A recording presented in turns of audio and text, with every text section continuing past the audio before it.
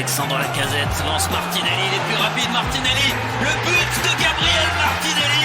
Et voilà l'esprit de conquête des Gunners se récompenser dès l'entame de la deuxième période. Le but. Le but. Le but. Le but de Gabriel Martinelli. Le but. Le but.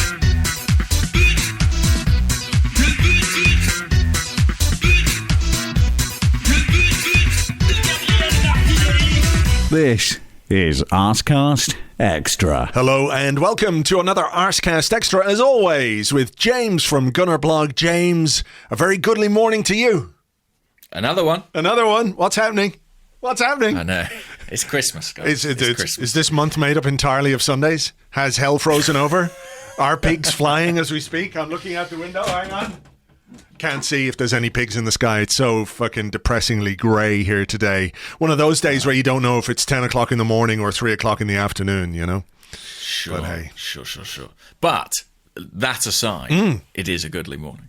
It is. I'm feeling the goodliness of the weekend and the week we've just had, and doing what we did against Leeds on Saturday. There was a lot to enjoy about that. There was a lot to enjoy about many aspects of it. So yeah, let's embrace the goodliness. We don't know how long it's going to be here. Hopefully, much longer. Permanently, indeed, would be fine with me, to be honest. It would make my life, your life, and everybody's lives, I think, feel better. But until such time as it's not, let's just go with it.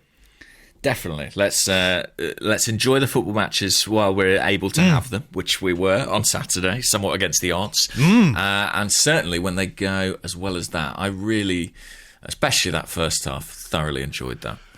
Let me ask you this, because I've seen a lot of people talk about Leeds and how bad they were, and I absolutely get it. I understand that. I thought you were going to say something else. No. I thought you were going to say, I absolutely disagree. Don't care. Yeah, well, I don't care. No, it's not that I care, but I wonder how you view a game like this where it's very clear the opposition are subpar or are playing well below their capabilities, right? We know that Leeds had some injuries and they had some big players missing. Nevertheless, there's a level of performance you expect from professional footballers, which I don't think they got anywhere near in terms of how often they turned over the ball, their carelessness, all of that kind of stuff. I think they were genuinely dreadful. And I don't say this to be like a killjoy about what we did, but I just wonder how do you view it when the opposition is like that? Because I can remember, and I'm sure you can too, and I'm sure everybody listening to this can remember, games when we have played terrible opposition and also been terrible, or not taken advantage of the fact that they were terrible. So someone will say, well, Leeds were shite, and I'll say, yes, I agree Leeds were shite, but we also had to punish their carelessness and their sloppiness, and that's not always something that we've been capable of doing. So for me, I can accept the shiteness of Leeds, but also acknowledge that Arsenal were good in part because of that, but also just because we were good. No, you've got to rise to the challenge nonetheless. You've got to beat them, whatever's in front of you. I mean, Arsenal played an Everton team without some of their best players and shorn of confidence and conspired to lose to them a fortnight ago. Thanks for the reminder, Captain Bummer. Holy shit. Yeah, sorry. The Grinch at Christmas is here. Scrooge. I also think that while Leeds clearly were missing some of their best players, the likes of Calvin Phillips, Patrick Bamford, I think the number of injuries they had it was staggering, but they also had a pretty experienced team out there. It wasn't a team full of kids, you know? Yeah. The kids were on the bench, weren't they? Yeah. Yeah, and our lineup was markedly younger than theirs, as far as I understand it. So, I don't think that it's a complete excuse. I also think, obviously, they play a very particular system under Bielsa that can be tricky. But I think if you circumnavigate that and you work it to advantage, I think you deserve some credit there. And in fairness to Arteta, like, we've played Leeds quite a lot, I think, in the last couple of years. It feels like we've had a bunch of cup ties against them. And more often than not, he's managed okay in these situations. I think it's a system that he has a handle on. And I think Leeds' problem is it looks like the rest of the Premier League have a bit of a handle on it too. So, of course. Well, I suppose there is a caveat around the performance of Leeds were in a state and Leeds were bad. But I think we still deserve credit for what we produced. I think it's all very well beating a team, but we battered Leeds. We really battered them in that first half, away from home. It was 3-0 at half-time. It honestly could have been 4, 5 or 6 by that point with the chances that we were creating. And coming under almost no threat at the other end, there was one Rafinha breakaway, which I think came from an Arsenal corner, and that was the extent of it. I think we did a lot right, and it's worth talking about that and celebrating that because it is encouraging. And we've not always been, in recent years, a team that's able to put a poor team to the sword in the fashion that we did in this game. Yeah, exactly. That's why I wanted to gauge your opinion on this one, because I think that is a positive thing. You know, you can absolutely talk about the quality of the opposition, but you still have to do a lot of stuff yourself. And I was reminded, was it the last Arsecast Extra, or it was certainly one recently, where we talked about Arteta's team not being a pressing team, as a matter of course anyway. It was after the Everton game. Yeah, and we spoke about what you can do when you win the ball high up the pitch. And I say win the ball / get the ball off the opponent who gives it away, you know, in their own half, etc., etc. But, you know, you look at that first goal where there was a turnover midway into the Leeds half. Xhaka won it, drove towards the box, and from there we scored that first goal, and it comes from getting the ball back in a place much higher up the pitch. So it just shows you, it was an illustration to me anyway of the benefit of that kind of thing. Like, I'm not saying you have to play like that all the time, but, you know, as you said after the Everton game, that was something we were talking about that we don't do anywhere near enough.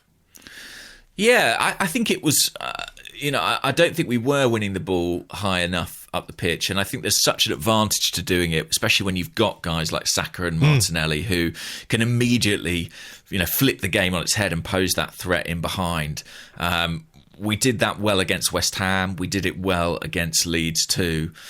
This goal, actually, the finish really reminded me of a listener will tell us, I'm sure, but there was an Aubameyang goal against Brighton on Boxing Day a couple of years ago, which I feel like was incredibly similar, right down to Lacazette sort of going into a challenge on the box, and he was playing on the left that day, Aubameyang, and just lifted it beautifully into the far top corner.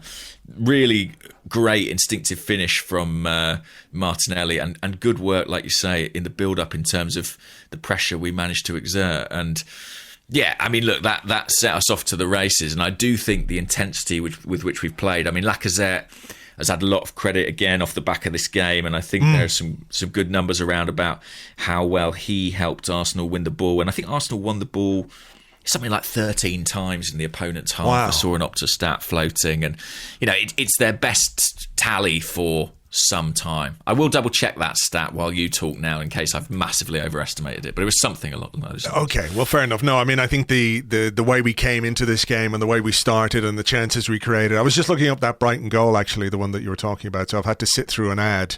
It's Lacazette, Lacazette, wiggle, and the defender. Yeah, I can see the similarity in that one, actually.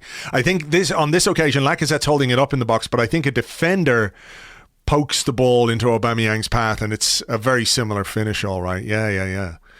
But it was 13 high turnovers, so 13 turnovers in, I guess, the last 40 metres of the pitch. Yikes. Thanks, Harvey Downs, for pointing that out. Now, that is the most that Arsenal have had in a game away from home since December 2013.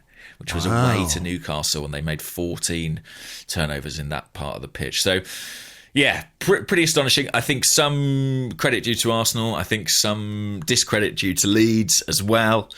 But we pressed that advantage, literally. Yeah, we did. And, talk about setting records and stuff like that.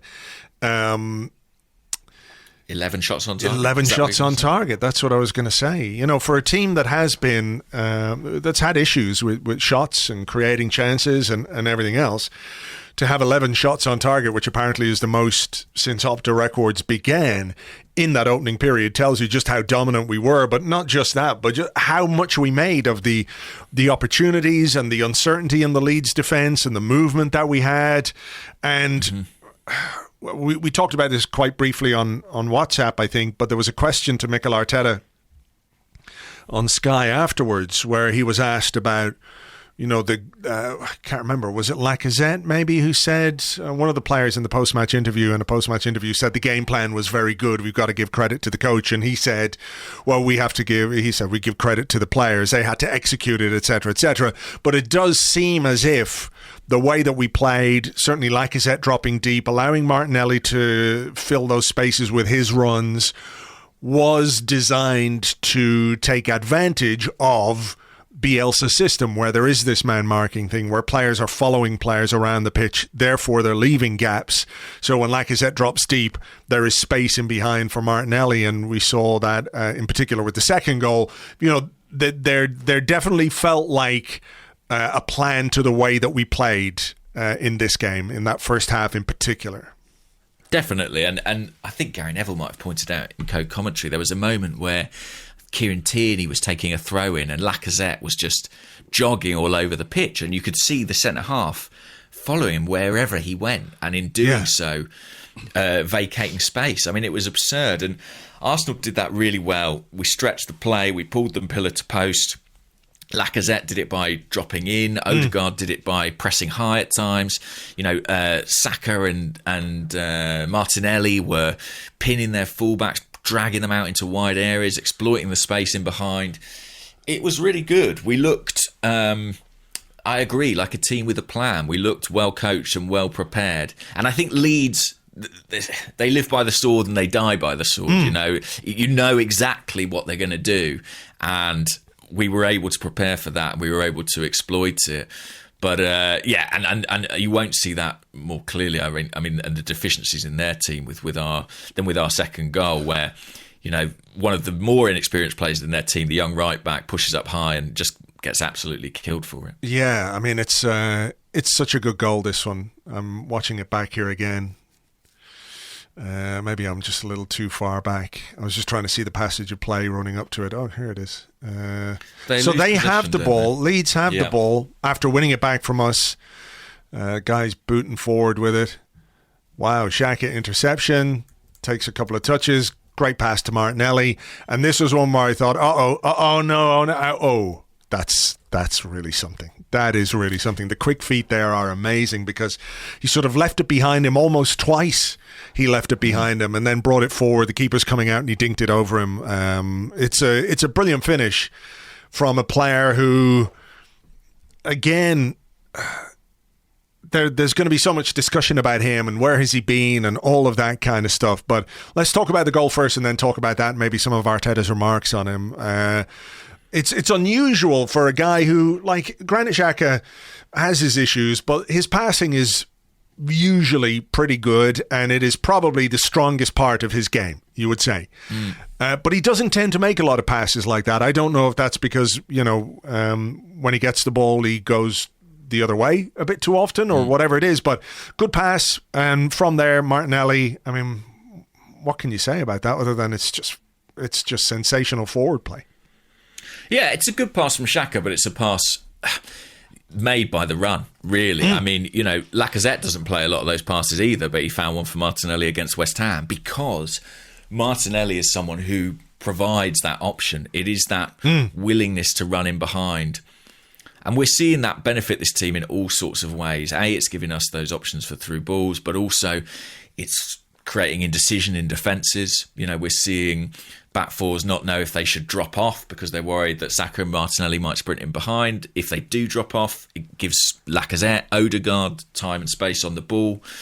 And then, you know, once the pass is made, the sequence of touches from Martinelli, I mean, the mark of a great goal scorer really is how they address the ball in those moments before they arrive at the goalkeeper. You know, the management of their stride to be able to give them the perfect position from which to finish. And Martinelli, there's almost a moment where you feel like he might have got it wrong, where it sort of looks like he's taken an extra touch, but he's just got it so under his spell, takes it away from the defender, and the lift over the goalkeeper is, well, I mean, it's just such a brilliant finish, and I guess the mark of the confidence with which he's playing. Yeah, and he never takes his eyes off the ball either. When he's sort of broken free in that last moment before he lifts it over the keeper, I mean, he might be able to see him peripherally coming towards him, but his focus is absolutely 100% on the ball. So he can, as you say, match his stride and make sure that he makes the right contact with it when the keeper comes towards him. So, yeah, I mean, it's just a huge few weeks for this guy who's been sort of peripheral. And, you know, we forget maybe, okay, he had some chances earlier in the season, but they came at a time when, for Arsenal, things were not great collectively. So it feels a bit unfair to talk about individuals based on, let's say, those first 3 games of the season. I'm not making any excuses for anyone, but no, but we've placed enough kind of caveats around those first 3 games for other people that why should he be exempt from that? You know? Well, yeah, exactly. But I think it's fair to say he looks a different kind of player. Now, confidence could be part of it. We're, 3 or 4 months down the line with more work on the training ground. Physically, he hasn't had, physically, hasn't had any injury problems or anything like that. He did have some injury problems in the summer, didn't he? Because of did he not go to the Olympics because of an injury, or what was it? I can't remember. No, that was Gabriel. No, I think he was at the Olympics anyway. That's what it was, and he came back. But he looks a different player. And then Arteta was talking about afterwards about the need to prepare a player. You cannot throw a player in when you think he's not ready. Gabby has made the right steps. He's evolving in the right direction. And his ceiling is, I don't know where, because he has so much he can still improve on. And there's been a sense, I think, maybe that Arteta doesn't fancy Martinelli or doesn't want to use him or whatever it might be. And that's been slightly at odds with the things that he said about him. He's pretty much always said that the potential is really big with this player. There is a school of thought that you can tell what a manager thinks about a player by how often he plays him or how often he uses him. But this does make a little bit of sense to me in that he brought him in at a point where we all expected, in that Newcastle game, pretty much everyone expected Nicolas Pepe to play. And he didn't. And he chose Martinelli, obviously feeling that he was the right guy for that game, and he was proved right because he scored a really brilliant goal. He's more or less kept faith with him ever since. Yeah. The goals are coming. So do you think there is something in that he, as manager, has felt like the preparation that they need to put into him is work that they need to do to get done on the training ground, to prepare him, to get him, ready for various facets and aspects of the game? Yeah, I think oftentimes as a manager you get lucky, a player picks up an injury. Sorry, I just was going to say, like, how do you draw the line between that and, let's say, he puts a player in and he does well and then says, well, this is a masterstroke, Well, and I think a lot of the time that is the skill of management, is actually realising when something is working and sticking with it. Teams change for all sorts of reasons. And I think, for example, the ascension of Emil Smith Rowe last season, the moment in which he actually got his chance in the team for the Premier League game against Chelsea, there was something... fortuitous is a strange word to use when you've got a number of injuries and illness cases, but I'm not sure there was that much design about Smith Rowe coming into the team at Christmas and remaining in it for the remainder of the season. I think there's much more design around the Martinelli trajectory, and I have seen the case that Arteta's got a bit lucky here. Aubameyang's out and Martinelli's stepped up and is performing, but if you think about the fact that we always had AFCON on the horizon, regardless of what was going on with Aubameyang, and that always was going to take both him and Pepe out of the game, it makes total and complete sense to me that you would kind of build Martinelli's season for him to be blossoming, coming into the team around this kind of period. And he was introduced ahead of Pepe for that Newcastle game before anything blew up with Aubameyang. So I think there was always a trajectory with this kind of festive period, maybe slightly later, maybe more January than December, in mind for Martinelli. Yeah. And I think, maybe we're a little bit ahead of schedule in terms of how much he's contributing right now, and huge credit has to go to the player. But I do think that clearly kind of the fitness staff and the coaching staff have been working towards this, and that's what Arteta seems to be suggesting, and it's working, because I thought his performance against Leeds was one of those standout kind of moments where a young player comes really of age, kind of announces themselves. I really do think it was in that category, and maybe it was by virtue of the fact that there were no other Premier League games on the day, and all the focus was on Arsenal that day, and with under that sort of global spotlight, he was the guy who stepped up and broke the deadlock and scored 2 excellent goals. But I just came away from it thinking the boy became a man a little bit, and incredibly excited about where he could go next. As Arteta says, who knows where the ceiling might be. Yeah, I mean, I agree with that, but not simply based on the Leeds game, but also the West Ham game. I think the two performances this week they've been a real, not an eye-opener, but a step forward for and this they've come player. in Premier League games. Yeah. We've seen some great contributions from Martinelli, some in the league, a lot in the Cups and the Europa League in his early days. These are Premier League games he's affecting in a race for a European place. He's still young, and he looks so composed, so confident. He looks ready. That's what he looks. And listen, it may have taken longer for us to get here than some would have liked, but I'm glad we're here now. Yeah, well, I mean, this is the thing. If what you get from here on in is a consistency of performance level from Martinelli, or at least the variances in his performance level are much smaller, if you like, that he's not fluctuating from being brilliant one game to anonymous. If he's very good, very good, brilliant, slightly average, good, you know what I mean? That if what you're getting, because of that delay in bringing him in, because of whatever development you've put into him, like the example people always use is Phil Foden at Manchester City, sure. Another player who was very, very deliberately held back because obviously they wanted to work on certain things with him to get him ready. Everyone could see the talent.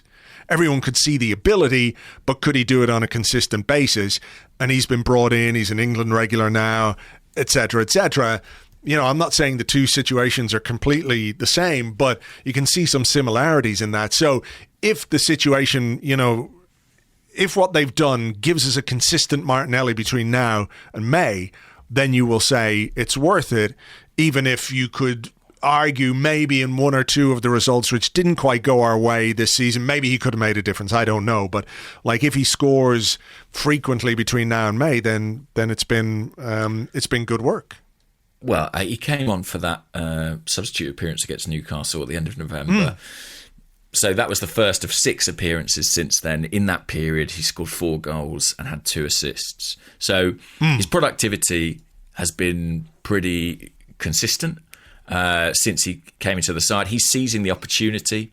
You know, some players, particularly with this manager, there is a friction that can be unhealthy, but my impression of their relationship is that the friction, or any friction that has existed, seems to have been productive. It seems to have been a motivating factor. Martinelli, and I think he deserves a lot of credit for this, has always responded to being left out by working harder, by doing more, by seeking to improve. And yeah, he's really taking the chance now. I couldn't be more thrilled to see him thriving in the way that he is. And he's such an exciting player to watch, you know. So as fans, we're naturally going to be excited and eulogise about him because he's just so dynamic in the way he plays the game. Yeah, so let's talk about the third goal. Some similarities to the second goal in the way that Bukayo Saka drove towards the Leeds box. But can we take a moment to talk about the Martin Odegaard pass? First time pass straight into the path of Saka, whose first touch is absolutely sensational. And I know he didn't score, but I thought Odegaard was absolutely brilliant against Leeds. I think some of his play, some of the creativity, he really enjoyed himself out there. He was excellent. I mean, I thought there were a lot of good performances from Arsenal, and it almost feels tricky to highlight one over the other. But I thought in terms of the intelligence of his game, Leeds couldn't live with him. And actually, there were times where I almost thought it was too easy for him. Like, there were a couple of moments in the penalty box where he looked for an embellishment of a pass when I thought he probably could have shot there. But he was just having a lovely time. And at 3-0 up or 2-0 up, wherever we were at those stages, I can forgive it. Brilliant pass in the build-up to this goal.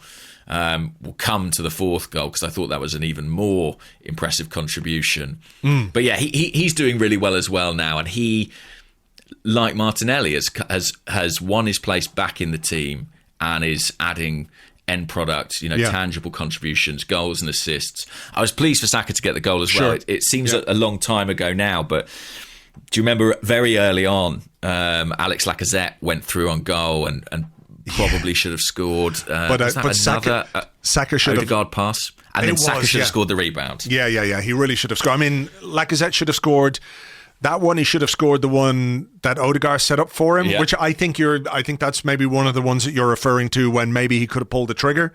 I thought so. I thought that, but I watched the replay and I think maybe just the defenders coming across there, so he decided to make the pass to Lacazette, who probably should have scored there as well. But you're right, Saka should have scored the rebound more than Lacazette should have scored the first chance, probably because the keeper was on the floor. It's his weak foot, but but we've seen him score very deliberately a brilliant goal against Chelsea, if you remember, with his weak foot. And that was he laid on a great goal with his right foot the other day, didn't he? So I think.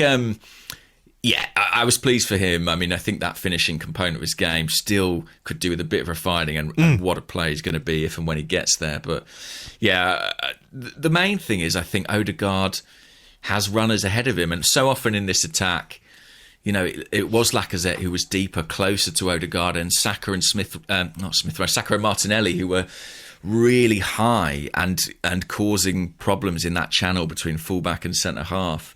And for a player like Odegaard who can pick a pass, if you've got movement into those spaces, it's a really nice combination. Yeah, so before we talk about the fourth goal, we could talk about a couple of the incidents in the second half.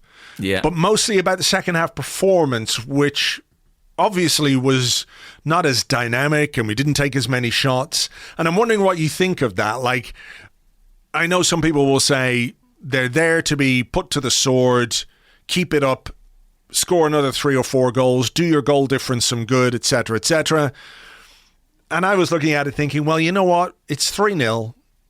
Leeds didn't have a shot on target until the 72nd minute. We've got the game absolutely under control. We've got a very busy schedule coming up with the festive fixtures, 2 games in less than 48 hours, assuming that they go ahead, of course. There's a Carabao Cup game. There's a game coming up against Manchester City. You've got maybe 2 legs of a Carabao Cup. It's it felt to me like a deliberate, like not necessarily switch off, but just control the game. You don't have to run yourself into the ground in a game like this when you're 3-0 up. So where do you stand on that particular side of things? Well, something that only really occurred to me after the game is that, Arsenal played the same starting 11 here for, what was it, a 4th game? Yeah. On the trot? Yeah. And the 3rd game in the space of 8 days or whatever it is, a week. And maybe that's a factor too. Just not wanting or needing to kind of go that extra mile in terms of, expending unnecessary energy. I mean, the game was won at that point. I think we've all lamented this season times where Arsenal have gone ahead in games and sat back, but there's a very big difference between doing that at 1-0 and 3-0. Yeah. And I think at 3-0, that's kind of fine with me. I also think the fact that when we did concede, we were able to turn it on again and find that extra gear suggests to me that it was relatively controlled. Listen, there were moments in the game that sort of enlivened Leeds. I mean, I'm sure we're going to talk about that Granit Xhaka moment now. Maybe that brought a bit of life back into them and the crowd and helped them keep possession better and keep more territory on the pitch. But it wasn't really converting to chances. I mean, I don't think Aaron Ramsdale made a save in the game that I can recall. Certainly not one of any great difficulty. No, I mean, the shot that was on target was a fairly tame effort. Well, let's do the Xhaka thing then. We had a couple of questions from the Discord. Lowy133 said, has the Xhaka incident versus Leeds killed off? If Xhaka had done that, he'd be sent off, saying.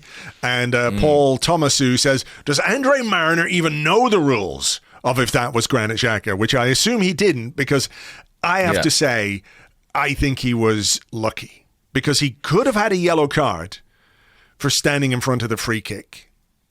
Like, who was sent off the other week for something like that? The dude at Wolves, Raul Jimenez, no? Yeah, two bookings. Two bookings. Like, he got a booking and then he stood in front of the ball, got a second yellow, which is like really soft. But, you know, letter of the law, you can't do that, etc., etc. I mean, he stood in front of a free kick as they were trying to take it. Normally, that's a booking. Then he goes over the ball, studs up onto Rafinha's ankle. When they were checking on VAR, I was going, this is inevitable that it's going to be a red card, but not even a booking. So I do think he got a little bit lucky there. I do too. I mean, the Leeds forward was booked for a challenge about 5 minutes later that I didn't think was as bad as the Xhaka one. Yeah, but he sort of slid in a bit, didn't he? So there was he left the ground or something. Yeah, but I think he was very fortuitous. I think that and I don't think he was alone in this actually in that second half. I think he got sucked into a bit of argy-bargy, basically, around that free kick, you know, where he sort of stood in front of the ball and there was a bit of a row. I think he got a bit hot-headed and it played into that tackle, and it was a very foolish thing to do, but it was a very Granit Xhaka thing to do. Somebody said to me after the game, they were like, yeah, I mean, I really hope he can iron that out of his game. And I was like, he's like... I was like, that's really wishful thinking. I know it's Christmas, but like, you know, no chance. He's late 20s now. He's absolutely who he is and completely unrepentant about it, for better and certainly for worse. So I wasn't surprised, let's put it like that.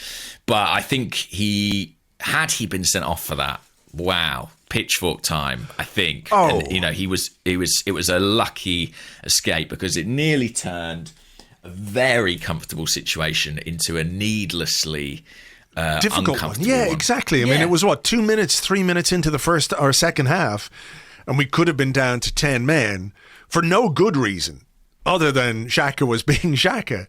So, you know, I don't want to put a dampener on this, and we've had the Xhaka conversation. You know, we've done it to death time and time and time again. I just sometimes I just wonder why Xhaka's behaviours are tolerated in ways that other players' stuff isn't. Like, I don't quite get it, because I feel like this is the kind of stuff that Mikel Arteta should be saying, no, fuck this. You can't do that. That's not how we do it. That's not how we behave. We should not be. But he seems to have this faith in Xhaka, his seniority, his experience, his character, whatever it is that you know that he sees on the training ground, big personality, all that kind of stuff. But boy, oh boy, this guy gets a lot of rope. He does, and I think all I can conclude from that really is that we don't see the full picture. You know, and I think if events at Arsenal in the past 10 days have taught us anything, it's that we must not see the full picture. And I think he is an example of that. I am intrigued by the sort of Partey, Xhaka axis, because I think last season they played really well as a partnership. And at the present time, although Arsenal's results are good, their performances are good, I'm not sure you could say that individually either of those players is playing well. I agree. Or that the partnership is particularly effective. I'm not saying we're winning games in spite of central midfield, because I don't think they're not contributing. I'm not suggesting that, but I agree with you. I don't think either of them are anywhere near or playing anywhere near as well as they can. And that's not to say I think Xhaka is a brilliant player or anything like that. I think, we're nearly 18 months into Thomas Partey now, and we just haven't seen it consistently. So when you look at the team and when you look at where we might improve, central midfield seems like a very obvious area to me. Yeah, but surprise, surprise, cause for optimism from me. I think it's encouraging that you can look at an area of the pitch and be like, well, there's an upgrade available there. Yeah. But B, I think both of these players, both individually and in tandem, can play better. I mean, when I look at Arsenal getting the results they've got in the last week, and I think, well, if Xhaka and Partey were playing, on the better side of their potential, as we know that they are capable, then we would look much more solid. Yeah. But I'm also intrigued that he's kind of sticking with it through some patchy form. I think they are doing things off the ball that are helping us. I mean, I described them in my post-match video as kind of robot hoovers, and I do think there is an element of that. They are just sort of shuttling around in front of the defence. Like Roombas. Yeah, exactly. You know what I mean? Like just sort of shuttling back and forth, picking the ball up, giving it to somebody else. And hit a chair leg. Yeah, sure. There's going to be accidents and moments of where it's clear they have no functioning brain, but they do have a use. And I think I'm being facetious there, but I think I know. I compared our football to the board game Mousetrap not long ago, and they are sort of the hungry hippos of our team, just sort of gobbling up the ball and redistributing it without doing anything particularly special. And I think that Arteta, I think, has decided that their physicality and their experience kind of underpins the team in some fashion. But if they can start playing well on top of that, then we could look in pretty good shape. So I'm hopeful they can. Partey, of course, is going away sooner rather than later, so it'll be interesting to see how we cope with that. I mean, there is still some chatter about the AFCON, whether it's going to go ahead or not. So I mean, the clubs, as far as I understand, there must be clubs in Europe are desperate to get that called off. But I think the latest is that it's going ahead. Yeah, it's not up to them ultimately. I can understand why, of course, but it's not up to them, and it shouldn't be for them to put that pressure on the people running. That should be the ones. No, but decide. as we know, they are. They do wield a lot of power in the game. The penalty. I mean, absolutely a penalty. Absolutely a penalty. What was going on? I mean, was that gamesmanship from Ramsdale and White? Absolutely. It was, I said this in the blog yesterday. Fooled me.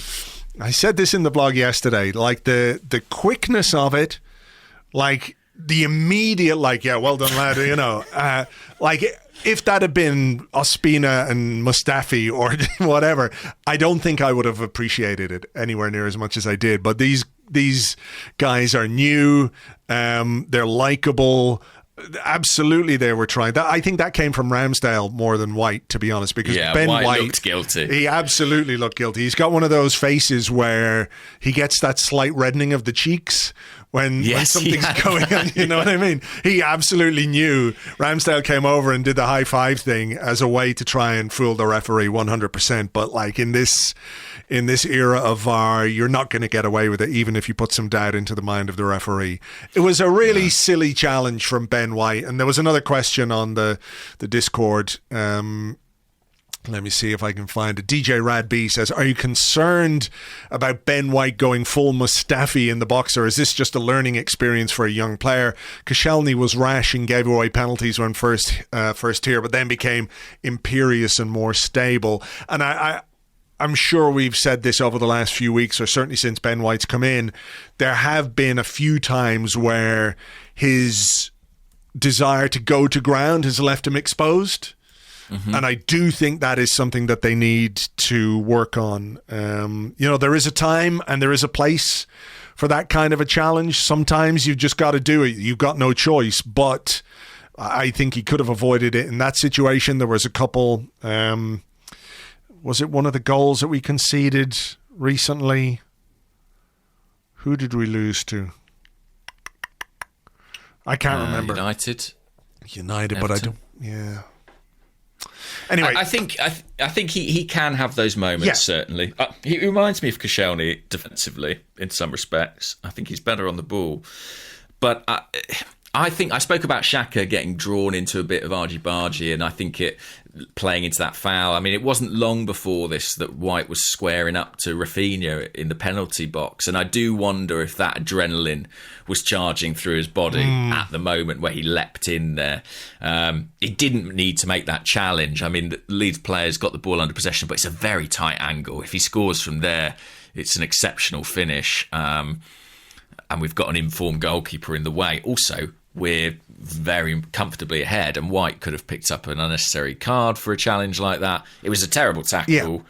Absolutely no arguments, and one of the more emphatic penalties I think you'll ever see. It was brilliant. Yeah, it was Van Persie-esque, wasn't it? He's a good player. He is a good player, isn't he? I saw in the crowd or on Sky Sports that his agent is Deco, former Barcelona player Deco. I didn't realise that, but yeah, he is a good player, Rafinha. But yeah, look, it was silly. Ben White is still a very relatively young central defender. These are things that if in a year's time he's still making those kind of mistakes, or he's still that's part of his decision-making process, then you start to worry. Not so much now. I mean, it's not great. There's no defending a tackle like that, but it's how much you learn in these years as you're as a central defender that really counts. So let's see where we are down the line. And like you said, grace to apologise to Aaron Ramsdale on Instagram. Yeah, I saw that. I saw that. And like you said earlier, though, we were able to respond with a fourth goal. And Emile Smith Rowe came off the bench to score again. And what a good goal it was. He won the ball high up the pitch. Martin Odegaard took it forward. I think that assist from Odegaard is just sensational. It really is sensational. The ability to play that specific pass, that little kind of dinky, loopy, toey, over the defence pass into the run of Smith Rowe while he is on the run himself. The technical level for that is just phenomenal. I loved it. Yeah, it was really excellent, and showed a player who's, I think, feeling himself by that point, really enjoying his football. The Smith Rowe does brilliantly to win the ball back, actually, I think, to start the move. And he's a great sub. And I'm not saying that to keep him as a sub, but he is a great sub because he's got that high energy style. He wants to run in behind. He works hard. And a really emphatic finish as well. And the goals just keep coming for him. I mean, what he is doing is really impressive at his age, to be scoring with this level of consistency. It was nice as well to kind of redress the balance. I think 4-1, a much more accurate reflection of the scoreline than 3-1 would have been. Yeah, I mean, it's 7 goals now in the Premier League for Smith Rowe, 8 goals in all competitions. Behind that, you've got Martinelli, Odegaard and Aubameyang on 4, Saka on 3. So, they're beginning to come from our midfield areas. Our strikers obviously are a bit below par this season so far, but it's a sensational run flying from Smith Rowe. It's brilliant. It's amazing. It is, yeah. He's, level on goals with Cristiano Ronaldo and not a penalty in sight. So he's not doing too badly at all. I can't praise him highly enough. Also, his attitude, coming off the bench, there's no sense whatsoever that he is in any way deflated by that. No. He immediately, takes to the job and dispatched that goal brilliantly. So, yeah, that put, the last goal in a game, it affects how you feel about it, Yeah. I think. And the fact that we were able to kind of rubber stamp the victory and set that seal on it was a nice feeling. And leaves us in the top 4 going into Christmas. Considering all things and some of the fears that we had early on, I mean, it's genuinely impressive to be where we are. I know some of it might be because of other games being postponed and points not being there, but we have we've done really well. And the 2 away games, I keep coming back to the headline from Jim on eastlower.co.uk, where he said frustration is better than resignation, when he was talking about some of the United game and the Everton game. I think maybe it was just the United game. Because what really makes those results painful is that we knew we should get more from those games and that we're capable of getting more from those games. And then we had to look at how we were going to perform against a team like West Ham, and we won. And how were we going to deal with our away day issues? And we went to Leeds and we won. And it's beginning to feel like the positive aspects of what we're doing are outweighing the negative ones that we fall back on when we hit these bumps in the road, if you know what I mean. Like the balance is slightly shifting. Like, I know your glass is always a bit more half full, but in general, I'm just saying, if you're looking at it from an objective point of view, for Arsenal to be in the top 4 at this point of the season, after the start of the season and all the rest of it, like, it's a real credit to the players, to the manager, to his staff, to the resilience, to the attitude, the character, to obviously the belief that they have inside this football club that they're doing what should be done.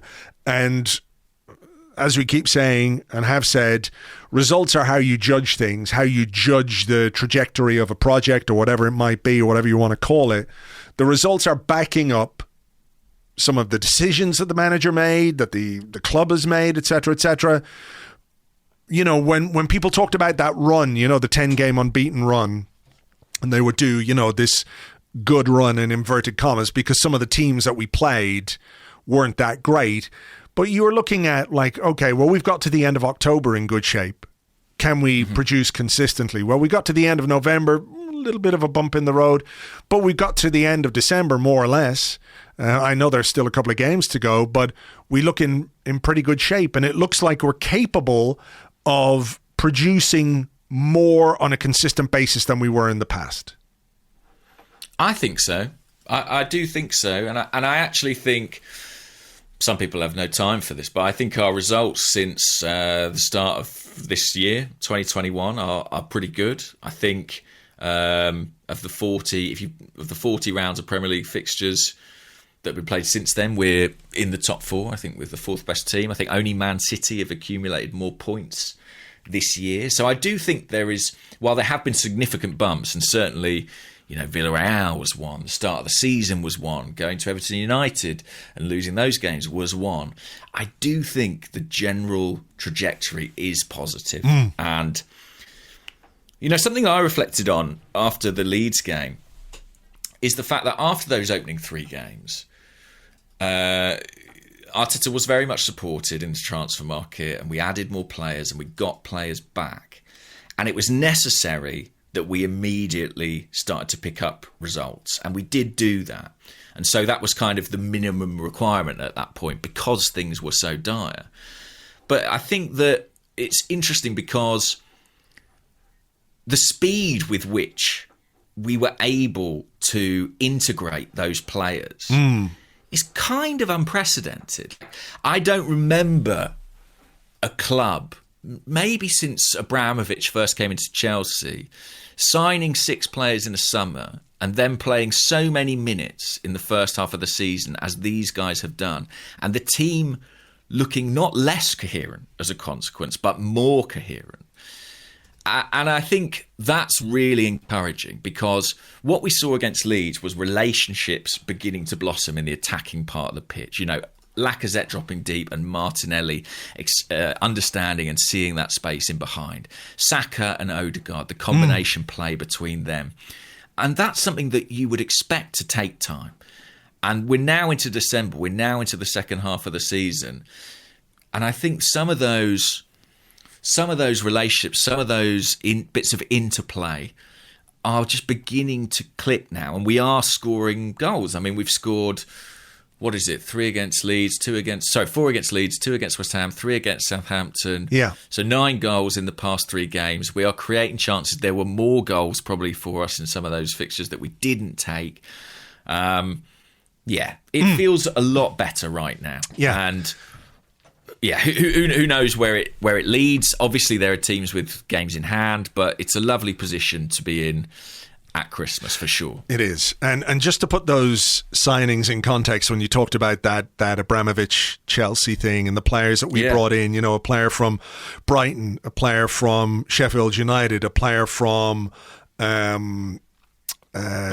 Bologna, exactly. Anderlecht. A player from Benfica, a player from Anderlecht and Martin Odegaard from Real Madrid in that first clutch of arrivals when Abramovich's money came in. It was Hernan Crespo from Inter Milan, Damien Duff, who'd done it at Premier League level, Veron, Makelele from Real Madrid, Mutu, Scott Parker, Wayne Bridge, Jeremy from Real Madrid, Joe Cole. The level of players that they were bringing in, these weren't like, well, who's this guy and where's he coming from? And, he just got relegated 3 times. It wasn't that. So that's another aspect to it. And my point is just that when you have that much turnover in a squad, sometimes the expectation is you have to go back to go forward, that there's a difficult bedding in period. But we, with this group, were able, and we, let's be clear, needed to hit the ground running. But what I like about that is this idea that, well, they could yet get better. Normally you're 6 months into a player's time with the club and you're thinking, okay, they're probably starting to find their feet now. Whereas people like Tomiyasu, White, Ramsdale, Odegaard, they seem like a big part of things already. So what they could go on to do is promising. And if you told anybody after the Manchester City game that we would be 4th at Christmas, I think they would think your glass was more than half full. They would have thought you'd drunk several glasses of something extremely strong. Your Christmas sherry is, your bottle is empty and you're fucking pissed as a fart, mate. Okay, let's leave it there for part 1 because we do have some questions and we have some other bits and pieces that we want to get into in part 2. So we will be right back after this.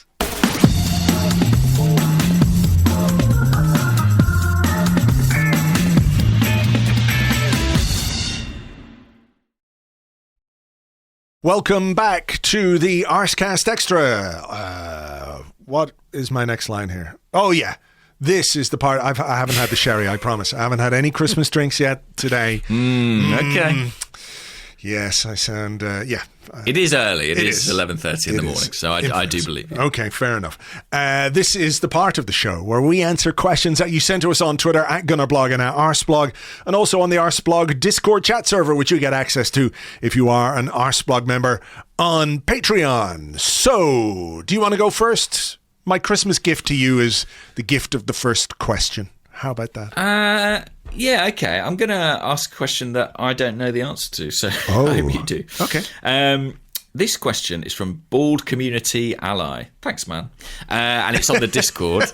And he says, what explains the dramatic change in form from the Man U and Everton losses to 3 straight wins? It's not just the results. We look better and more in tune. And then they ask us a supplementary question, was Aubameyang a net negative? I think it's reductive to blame or to put the thing on Aubameyang, although there was another question on the Discord from J.W. Chamberlain, who said, American podcaster Bill Simmons popularized a general sports theory named after a former basketball player, Patrick Ewing. Ewing theory posits that teams improve, sometimes dramatically, when certain star players leave a team or are absent. Given Arsenal's performances after Aubameyang's discipline, is he a candidate for Ewing theory? which is quite interesting, but I don't know enough about that to say one way or the other. Yeah. Arsene Wenger seemed to subscribe to that at times, the idea that you could move a big star on and it could cause other personalities to blossom. Yeah. I do think that's true, but I don't know that Aubameyang's personality, for example, is quite as overbearing or dominant as some other players who might be considered in the same light. You know what I mean? I don't think that the removal of Aubameyang from the team is the reason behind these improved results. I do think maybe there's a... Oh, go on. Well, you go. Well, what I would say is that we talked about Martinelli making runs that maybe Aubameyang wasn't making, or Martinelli taking chances perhaps that Aubameyang hasn't been taking of late. So I'm not saying that it's because of Aubameyang leaving or being left out that we're doing this, but maybe one of the net benefits of it is that this has allowed Martinelli to come through and to take his chance, etc., etc., So, yeah, I think it's too simple. What would I say is part of it is that's just kind of football.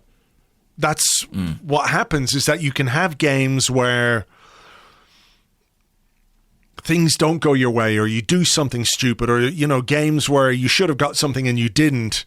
And I do think as Arsenal fans, we are carrying around a lot of low-level trauma that is so easily brought to the surface as soon as anything untoward or unexpected or something in a game that we don't like happens.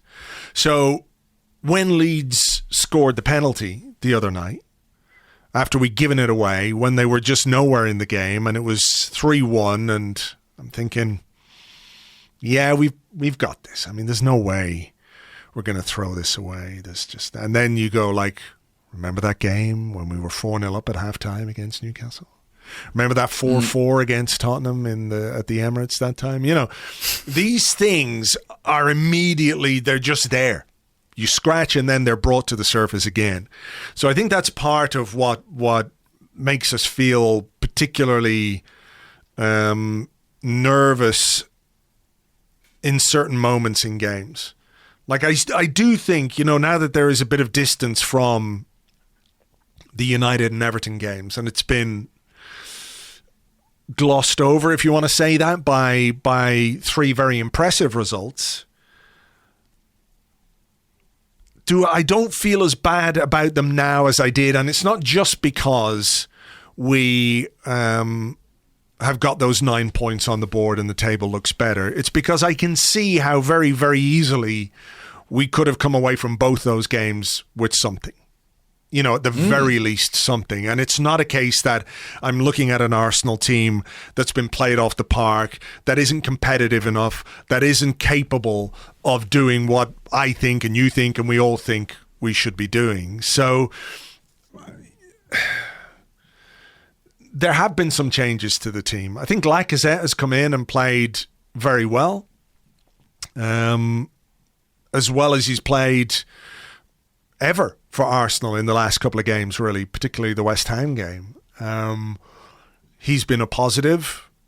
Smith Rowe has been effective off the bench. Martinelli has been effective off the bench, as he was against Newcastle, but has come into the team and is scoring. And I think there are a number of reasons why, but mostly it's just about football and confidence and momentum and even a bit of determination that after those two results, as we said, the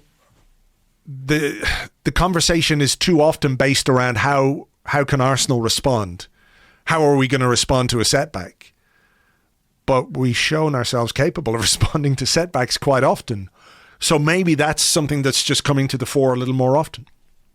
I think your point about us carrying trauma around with us is a really interesting one. I had a YouTube comment, actually. that was good, I thought. Wow. It's just, I know, the rarest of things. No, actually, my YouTube comments are really nice. I've sort of somehow carved out, by having exceptionally low production values, I have preserved a very sort of niche, pleasant corner of YouTube. I must keep it Long that way. may it last. Yeah, but I did a video after the West Ham game, and a guy called Roy Olstad commented, one of the first comments on it, and I was really struck by it. He said the problem with being in a downward spiral for a decade is that it conditions fans into negativity, impatience, anger, finger pointing at the poorest of expectations. And the problem for a new young coach is he has a long uphill battle to last through the difficult years it will certainly take to turn around not just the squad, but the culture of a damaged club.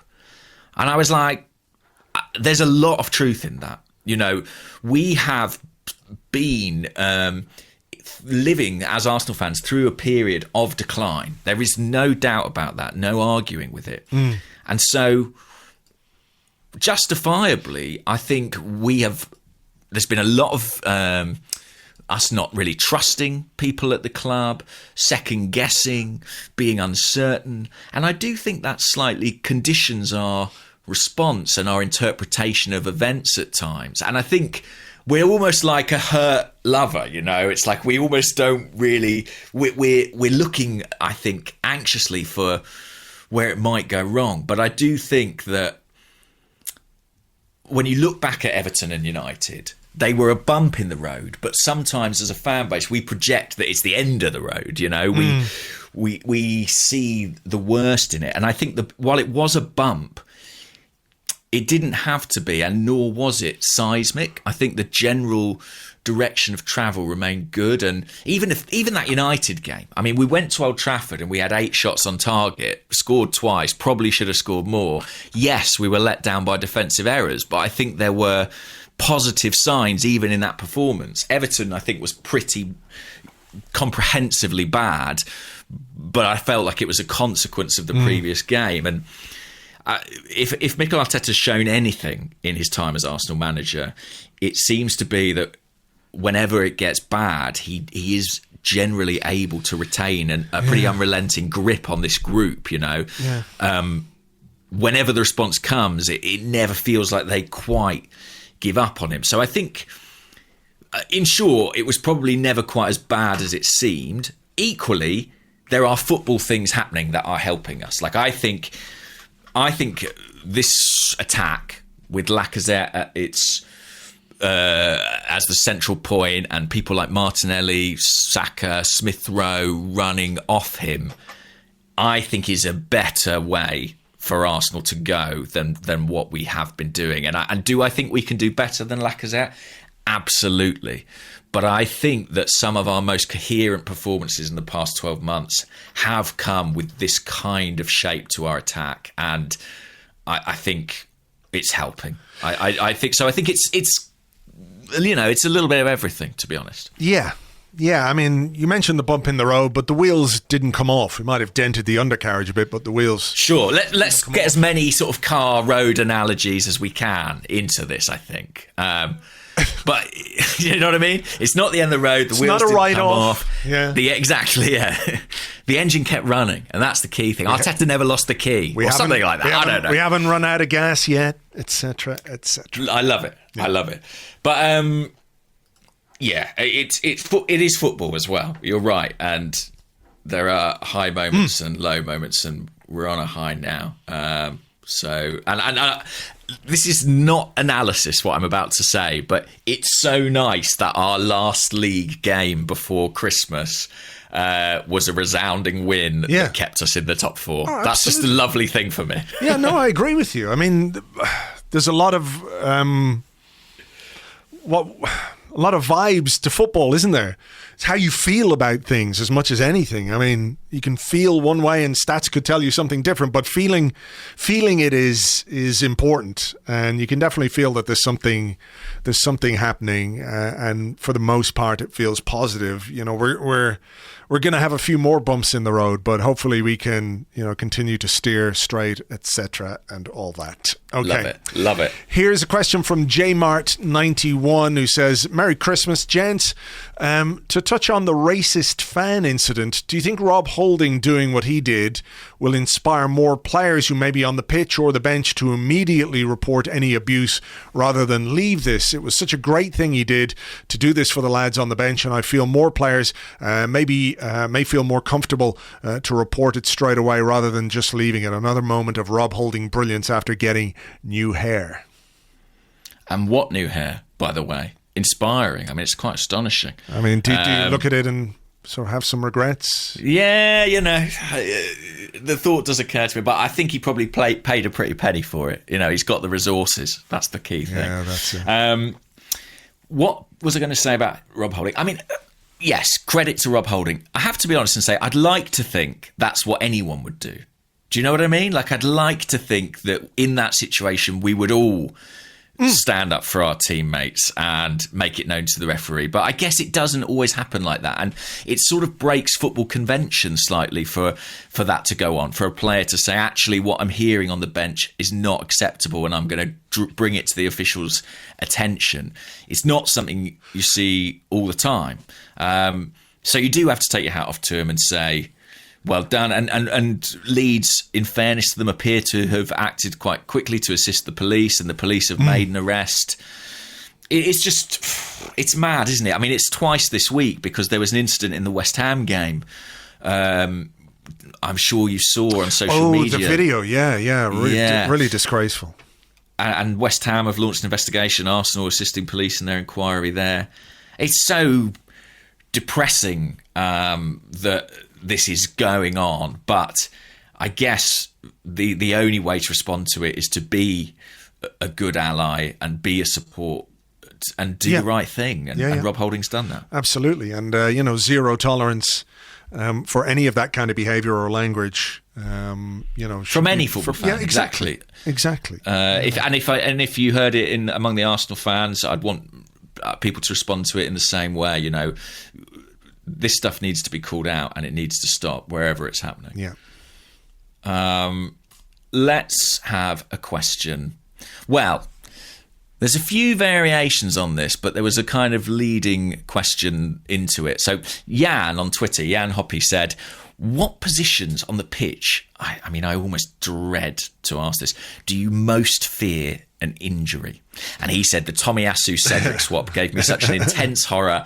I started wondering how much of our form is dependent on a particular handful of players staying fit for 38 games. And there are more questions about Tomiyasu, but first and foremost, is there a particular area where you would... I mean, I felt really bad, actually, when Tomiyasu went off. I was surprised by how much it concerned me. Yeah, I agree. There were loads of questions like this. One from the Discord, Super Callous. Having seen what Cedric is bringing to the pitch following Tomiyasu's substitution, is a right back in the Tavares mould more important and more attainable than a top striker in January? And it reminds me to an extent of the Kieran Tierney situation when we talked about Kieran Tierney when he came into the team first. He was so good and so much better than what we had at left back. We immediately feared his absence because there was such a big drop off in quality between, let's say, Tierney and Kolasinac, right?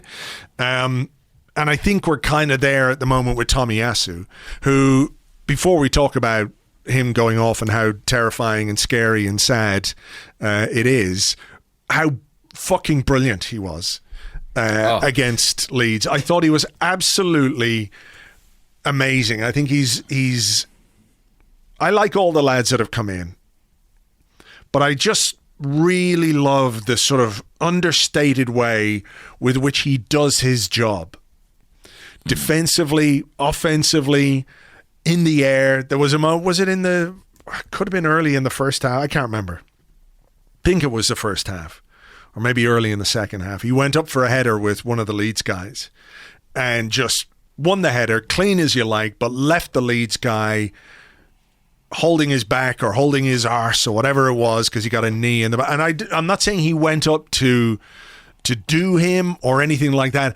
I just think his physicality is such that he's going to do that to a lot of players.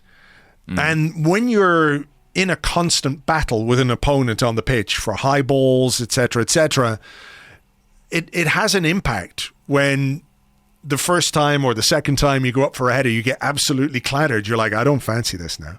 I'm just going to let this guy win it. And what's particularly interesting about Tomiyasu is that he has become like the de facto outball. We talked on the last one or the one before that about Bakary Sagna and similarities between Tomiyasu and Sagna in terms of their reliability, in terms of their solidity, their defensive focus, all of those kind of things. A defender who really, really loves to defend, you know. And we used to have Sagna as our outball. On the right-hand side, Chesney booting balls long for Sagna. And it has become a bit of a... Like, have you noticed the new kickoff routine?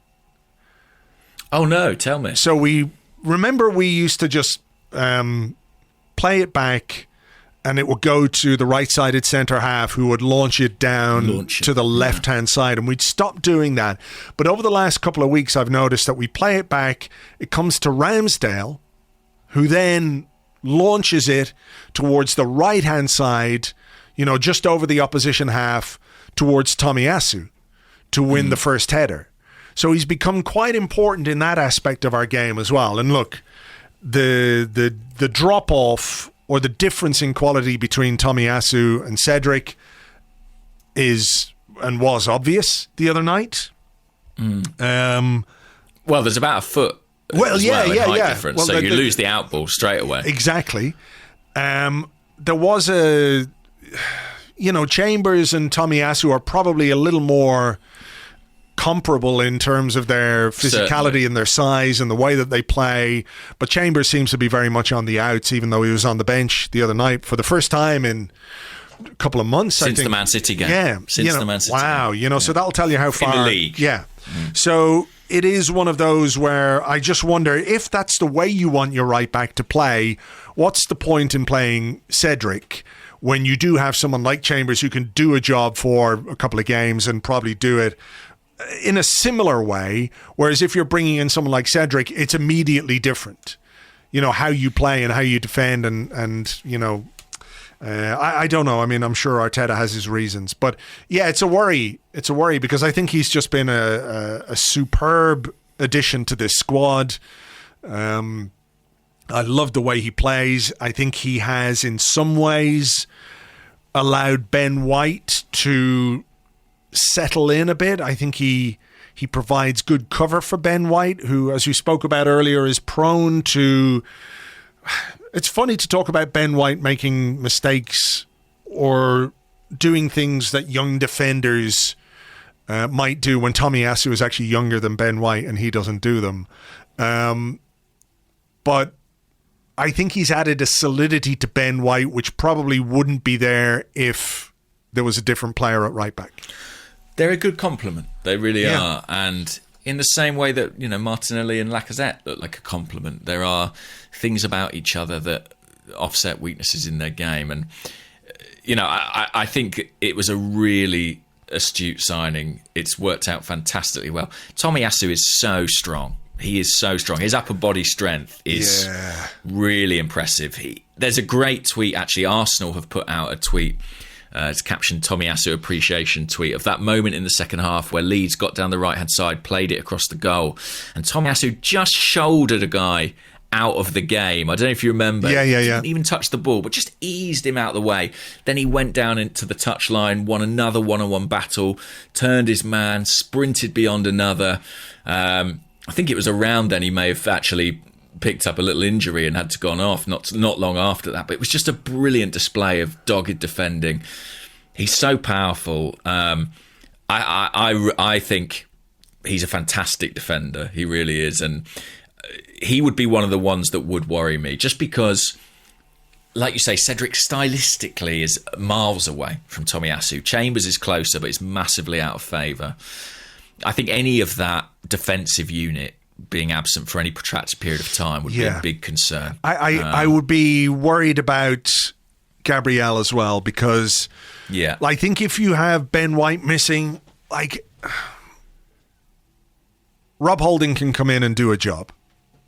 Yeah, I think you might lose something in ball progression, but I think Holding is a decent defender. Probably a bit unfortunate to have played as few minutes as he had, but that speaks to the consistency we've had at centre-back. Gabriel, we don't have a like-for-like. You cannot call Pablo Mari, who, get well soon, has got COVID at the present time, along with Sambi Lokonga. You cannot call him a like-for-like for Gabriel. No, I mean, it feels... Look, he's another guy who has barely been in the squad since the Man City game. And I think if you're looking at him, at this point in his Arsenal career, he may still have a role to play. He may need to play some games this season, but, he's one of those players that if he was, replaced in the transfer market, you wouldn't care too much, to be honest. I don't think he has shown enough in his time here to be anything other than emergency kind of backup. And then you've got to think about how you build your squad, and is that the right kind of player to have? So Gabriel would worry me, of course. I mean, I think if you look at the others, Holding could fill in for Ben White. Right back, clearly a problem. Gabriel, a problem. If something happened to Ramsdale, you've got Bernd Leno, who's a German international keeper, very able deputy there. Tierney Tavares, I know, he's had a few issues, but people were excited about his potential. So those two, I think, are the ones that would worry me. Up front, we do have a certain amount of depth, even if some of those players aren't really playing. Aubameyang, I don't know what's going to happen, but Pepe isn't playing. There are players, there are bodies to fill. Clearly, there would be a gap in quality as well. But I think those two at the back in particular are the ones that would concern me the most. Yeah, and I think if Aubameyang's not available for selection, I think Lacazette is pretty important, just because we don't know what we might look like with Martinelli through the middle. We just haven't seen it, for example, with enough regularity. Can I ask you this then? And here's a question from Chris Godfrey, who says, should we use Martinelli up top on Tuesday to see if it works? And also on this one, where is it? Mark Davies, who's at Davies number 1, says, what is your predicted starting 11 against Sunderland tomorrow? Well, it's going to be interesting because, a couple of those squad players, we mentioned Marie and Lokonga, they probably would have been starting this game, or you'd think they'd have a very good chance. They're not going to be available for selection. The fact that there is some COVID cases in the first team at Arsenal, typically they multiply, so there may be more. So who knows who's going to be available. If it's as things stand, I think Bernd Leno will play. Yeah. Certainly Rob Holding will play at centre-half. You would think Cedric and Nuno might play at full-back. Who's your other centre-half? I mean, I think it's got to be Callum Chambers, doesn't it? I think so. Ahead of that, Mohamed El Neni and Ainsley Maitland-Niles, maybe, in the midfield. Could do. Pepe? I mean, in answer to the question, I'm not sure Martinelli will play just because of how many minutes he's had recently. I think they'll take the opportunity to rest him. So let's figure it out. Pepe on the right. Yeah. You would play Martinelli, or you would rest him? No, I would rest him. Same. I would rest him. And that's a compliment to him. Yeah, for sure. I don't think Aubameyang is going to be reintegrated for this one. Doesn't look like that, does it? No. I mean, you'd think Eddie will play Balogun somewhere. I mean, Balogun has done as much as humanly possible at under 23 level to get a game in a Carabao Cup tie with Sunderland. So yeah, so you could go Pepe on the right. You could go Smith Rowe as your number 10 potentially, and then Eddie and Balogun, one on the left and one through the middle. Yeah, and that should be enough. I think there's some good players in that team. and you can have some reserves if you need them. I mean, I forgot about this competition, to be honest with you, Andrew. Once we beat Leeds, I was like, that's it. I was the same. I was like, oh, Christmas is coming now. And then I was like, oh, fuck. We've got another game on Tuesday. So, yeah, look, I think for this one, I mean, I winced a little when you said Smith Rowe is your number 10, but I get what you're saying because... Well, I don't know what else you can do. Well,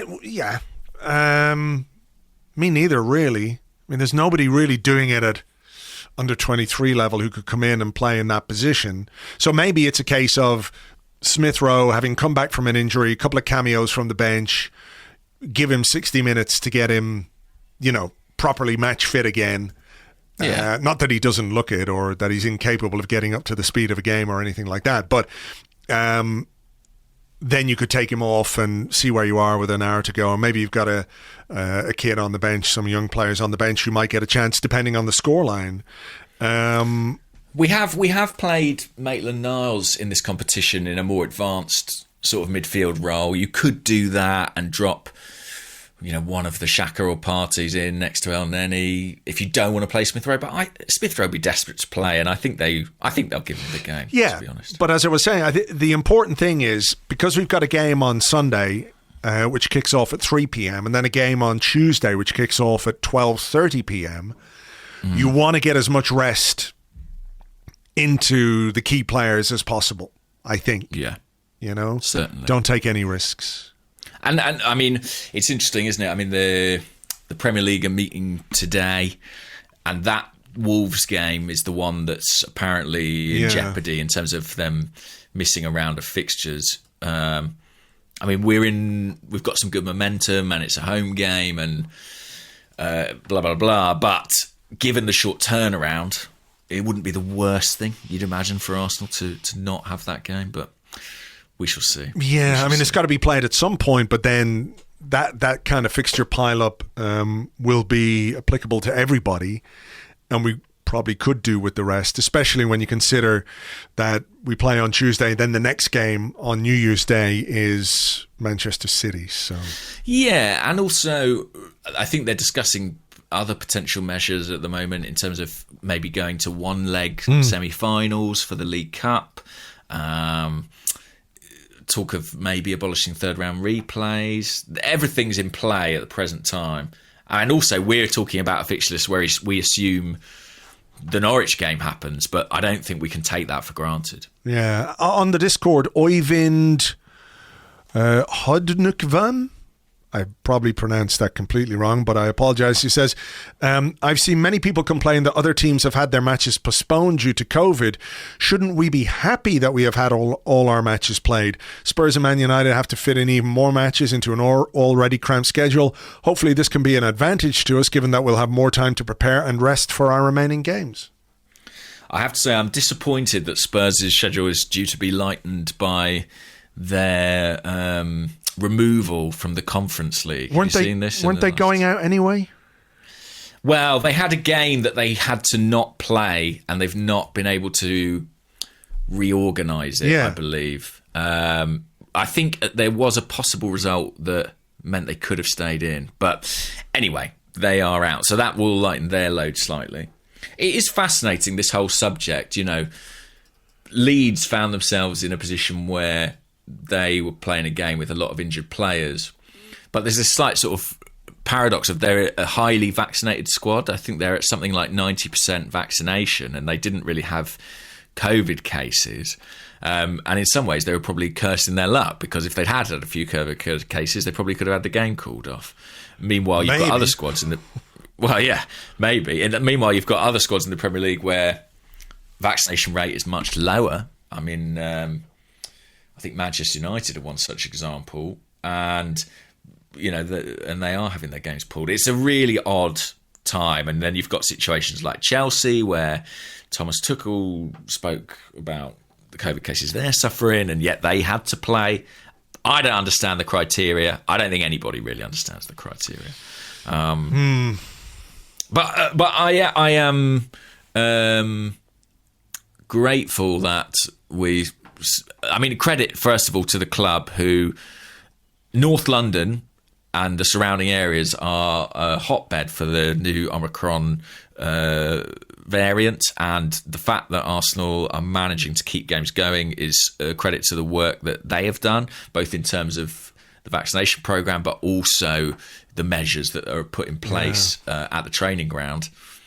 It just does feel like a bit of a matter of time, though, until it catches up with us, like it's caught up with other teams. I mean, there's no bubble now. Well, I mean, the question was about, shouldn't we be grateful that we've had our games and we've actually got points on the board, which I think is good, to be honest. I'd rather have the points on the board than games in hand, for sure.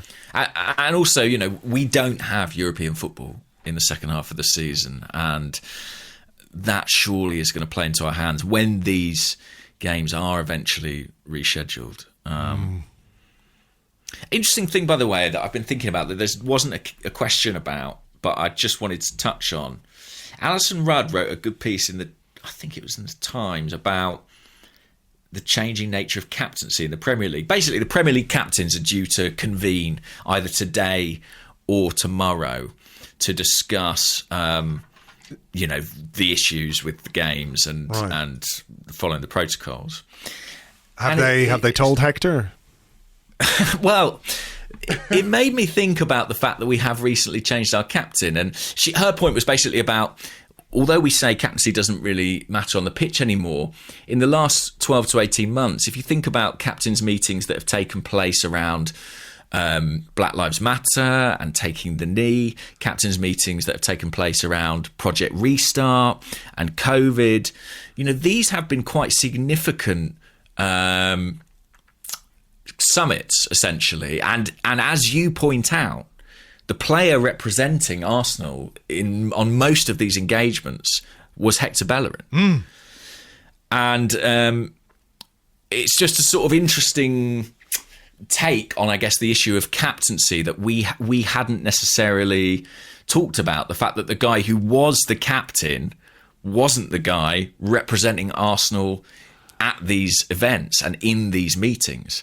So maybe the change in the captaincy, it shouldn't catch us quite as off guard as it did. And the role of the captain, I think, is becoming as much about these off-field issues as anything to do with what happens on the pitch. Yeah, I'd be very curious to see who is representing Arsenal at these meetings. Because like you say, they were not trivial matters. I mean, there was the fundraising for the NHS and all of those kind of things that the captains got together and did a lot of good work. When there was a lot of focus on football and footballers as, people who should be setting an example, footballers earn a lot of money, therefore they should contribute their fair share, which when you think about what's come to light of late and, governments sitting having garden parties when people couldn't even be with each other at funerals, that kind of focus on them was absolutely unfair and absolutely ludicrous.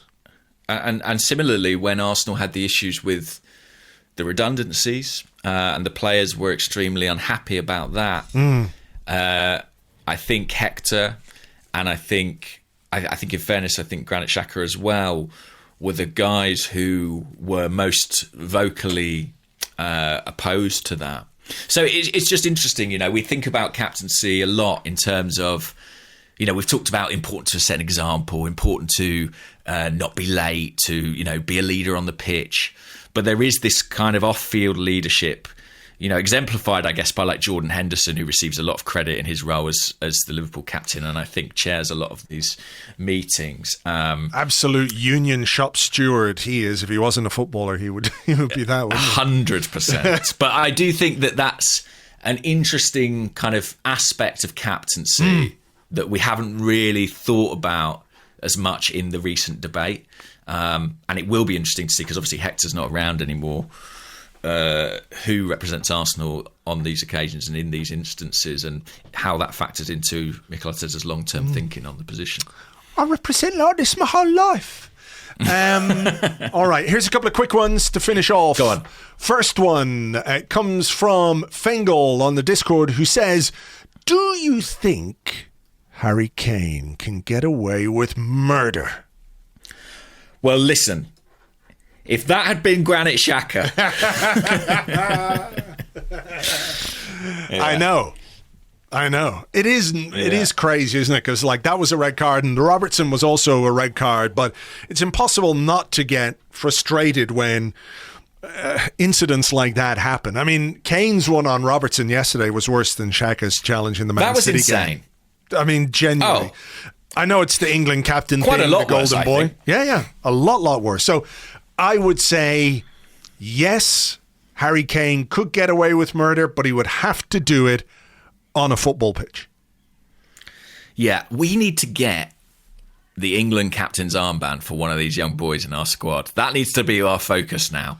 If we can just get, if we can make Bukayo Saka England captain, then he'll be allowed to take an axe onto the pitch and just, wield it. I mean, he seems very nice for him to be doing that, but if someone could be encouraged to do that, that'd be great. It does provide a worrying degree of immunity. That was an insane game, by the way. I don't know if you saw it, Liverpool Spurs. I did. I was watching it. Yeah. Helter-skelter stuff, and the officiating was very odd. There is something... I feel like Jermaine Genius made a good point. No, actually. he didn't. No, he didn't. I honestly, no, Andrew, no, I swear to you. James, don't lie. Don't lie. I was sober, I swear. No. Listen. Okay, an unnamed BBC pundit made a good point about how VAR is designed to be an objective measure. Yeah. Yet it seems to, week by week, respond to discourse and sort of sway about in terms of where and when it will or won't intervene. And I couldn't agree with that more. Whoever said it. Unfortunately, it was Jermaine Genius, so I had to disagree with it. But yeah, it was a decent point. All right. Final one. How much did you enjoy watching Aaron Ramsdale boiling all that Leeds piss last night? Or I was talking about Saturday. It was sensational. It was hilarious. If you haven't seen it, Ian Wright tweeted it, didn't he? Yeah. I think it comes from like a Leeds fan TV, TV vlog thing. Do you know what? After the game, Aaron Ramsdale took to Instagram and posted to his you take to social media. I don't know if you know that. And he posted to his story a picture of him, and he said like loads of mates behind the goals tonight or something like that. And I was like, what's he talking about? I was like, did he have some sort of local? And then you see this video back and you're like, oh, of course. Well, it was very, very, very funny. There's a little bit of audio here which I'm going to play. And this is from that video. And while this audio is playing, you'll be able to make out what these guys are saying. While the audio is playing, just imagine Aaron Ramsdale grinning right in front of them, running around his penalty box and laughing his head off while they do all this. So here's the audio.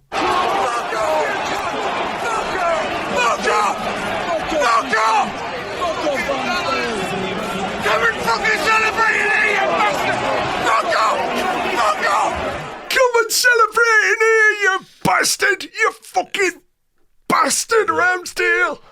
I love it. It was highly entertaining. It was. And yeah. Can I make it more entertaining?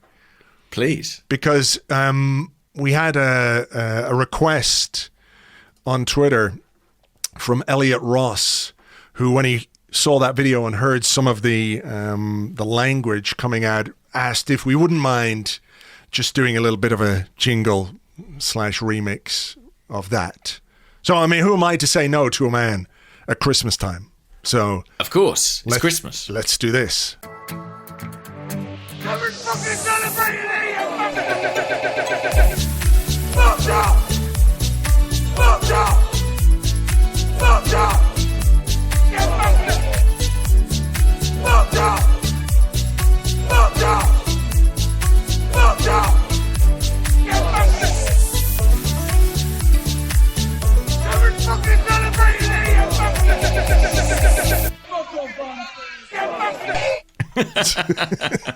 That is great. Ringtones over the world will be instantly changed to that. That, I mean, Christmas #1 material up there with "It's a Great Day." No, it was so funny, so funny. I love all that stuff, to be honest with you. Yeah, I mean, football over the years has become, I don't know. I mean, players are so media savvy these days. They get all their training. You know what you're going to get in a post-match interview most of the time. And you know the way that most of these players are going to behave, what they're going to say, how they're going to say it. So to have somebody with that kind of personality, there was, I'm sure we've talked about it before, there was a video of Ramsdale when he was doing like a day of golf with the guy from Soccer AM. And he was talking about all that kind of stuff and how he joins in. And when he was doing it in League One, he'd be clapping the fans behind his back. But of course, when he's coming out of a stadium in League One, there isn't the same protection and security that there might be at Premier League level. So he's having to leg it onto the bus to ensure that he doesn't get, clattered by the opposition fans. But it's great. It brings another level to nights like, Saturday when we beat Leeds and we play well and we've a lot to enjoy, and then there's other stuff that comes afterwards which just adds to the enjoyment, and he's done that more than once this season for sure.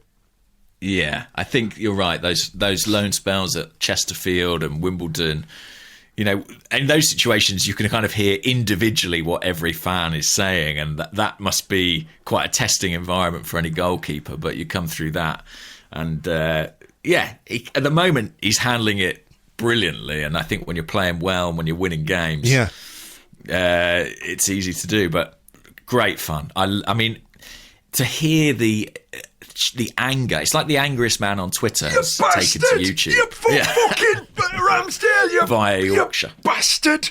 You big bastard and bastard! I can't fucking get you, you fucking Christmas bastard! Honestly, it warms your heart. It warms your heart. It really does. It really does. Okay, well, look, we're going to leave it there for today. I suppose we should just take a moment because this is the last Arsecast Extra before Christmas. So if you're celebrating, please have a happy, peaceful, healthy time this Christmas. And thank you for being here as always. I hope you get to enjoy it with friends and family as much as possible this year, even though it's still a little bit crazy. So happy Christmas and all the rest.